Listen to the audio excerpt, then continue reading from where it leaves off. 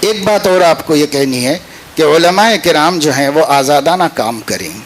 بسا اوقات بہت جگہوں پر یہ ہو رہا ہے کہ بات تھوڑی سی بعض لوگوں کو تلخ لگے گی، لیکن حقائق یہاں سب بول رہے ہیں، اس لیے میں بھی ایک اپنا 50 سالہ تجربہ آپ کے سامنے رکھنے کے لیے یہ بات کہہ رہا ہوں کہ بہت جگہوں پر علماء کو مختلف محاذوں پر کام کرنے میں سب سے بڑی مانع تبلیغی جماعت ثابت ہو رہی ہے.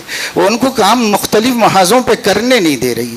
ان بیچاروں کا اپنا ماننا یہ ہے کہ ان کے ہی ایک راستے سے آئیں. میں اس کی ایک چھوٹی مثال آپ کو دینا چاہتا ہوں. جب میں حفظ کر رہا تھا ہردوئی میں، اس وقت میں ایک طالب علم ہردوئی ہی سے پڑھ کے دیوبند سے فارغ ہو کے دعوت و تبلیغ میں سال لگا کے آئے اور حضرت سے یہ شکایت کرنے آئے کہ آپ کے مدرسے میں دعوت کا کام نہیں ہوتا ہے.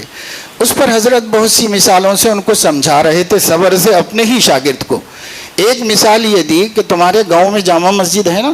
کہا اس جامع مسجد میں آنے کے کتنے راستے ہیں؟ تو انہوں نے کہا 3 راستے ہیں، داہنے بامنے سے راستہ ہے.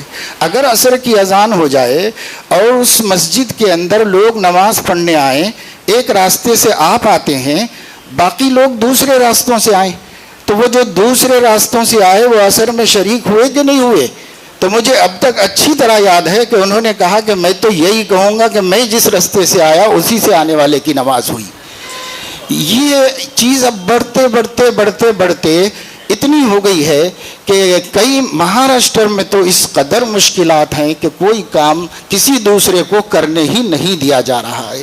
تو میں علماء سے اللہ کے نام پر اپیل کروں گا، دعوت و تبلیغ کا مکمل ساتھ دیجیے، بھرپور ساتھ دیجیے، باہر سے دیجیے، اور آپ جو ہیں اپنا کام، اپنی ذمہ داریوں کو تمام محاذوں پر دین کو زندہ کرنے کے لیے سنجیدہ ہو جائیے اور اس طرح کام کیجیے.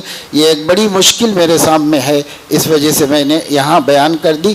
گو یہ ہے کہ آپ کا تجربہ اس کے خلاف ہو، میں کسی سے اختلاف نہیں کرتا.